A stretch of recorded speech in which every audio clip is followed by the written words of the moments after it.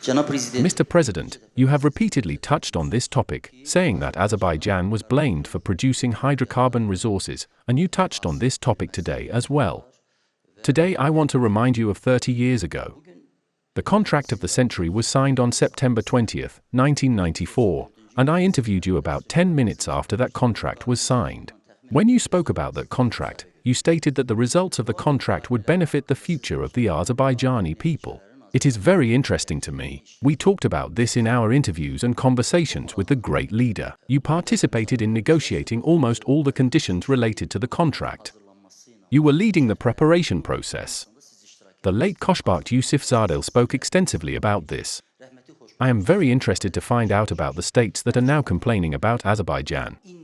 They were also heavily involved in the preparation of the contract of the century. How did they behave back then?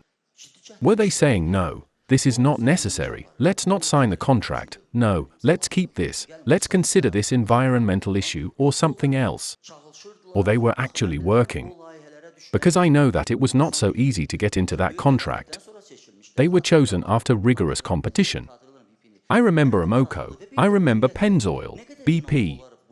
I am interested in this, and in general, how much can we believe in the sincerity of certain states that claim they will supposedly try to save the world with COP29?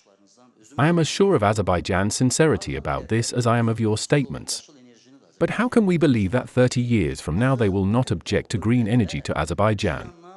After all, today these countries, on the one hand, are afraid of the butterfly effect, that the world will fall apart, but on the other, they are spending all the money, dollars and euros of the world on the Russia-Ukraine war. They are almost thinking of deploying nuclear warheads.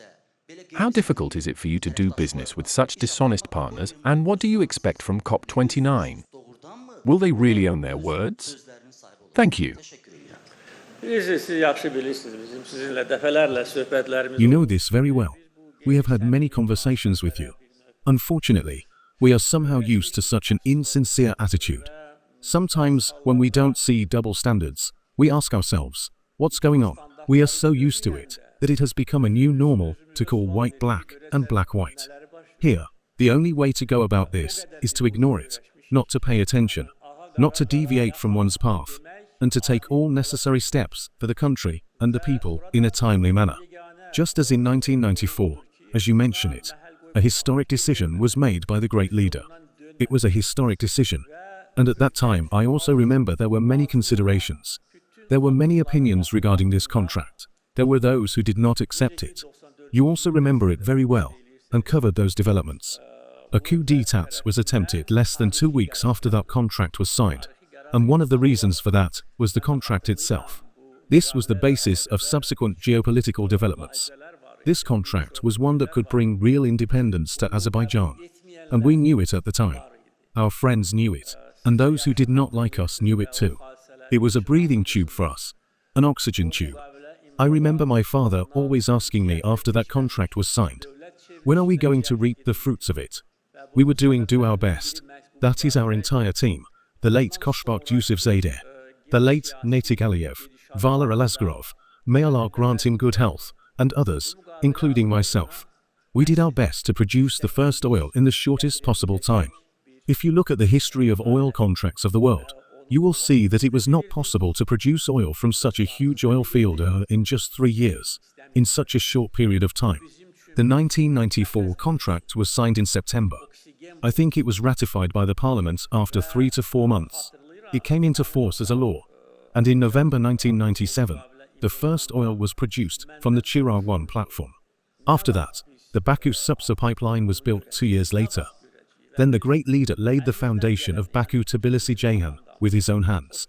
So all this showed again how long-term the work we were doing then and now was.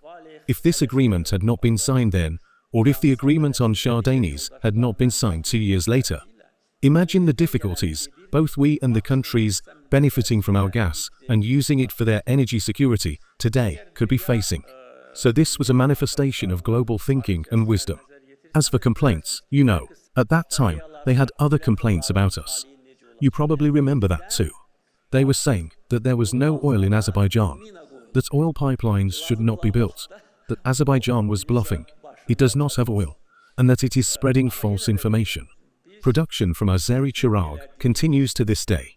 When the Shah Dani's contract was signed, they were spreading a myth that there was no gas in Azerbaijan. Azerbaijan itself is buying gas elsewhere and can never transport gas to any country. There are already 8 countries, and production this year is expected at 50 billion cubic meters.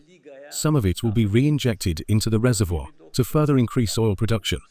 Some will be directed to domestic consumption, and 25 billion will go to world markets. This is not only about profit. This is of geopolitical importance. Everyone knows this perfectly well.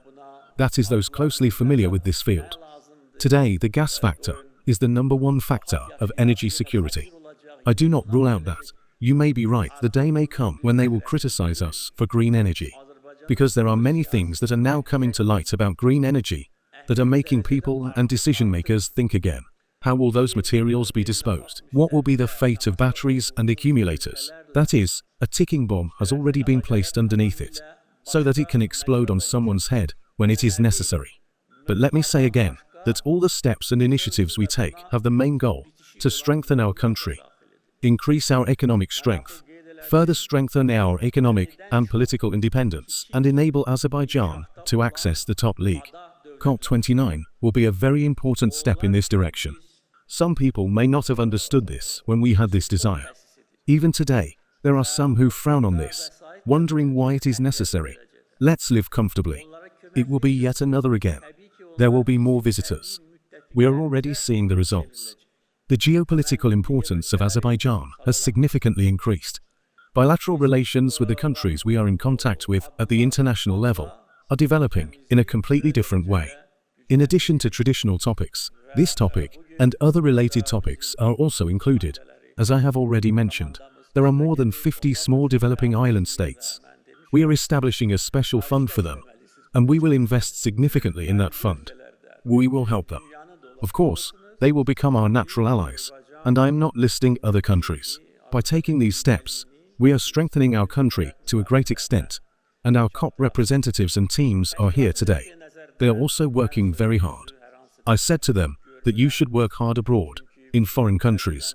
You should travel around the world so that you can convey Azerbaijan's position and agenda to all parties.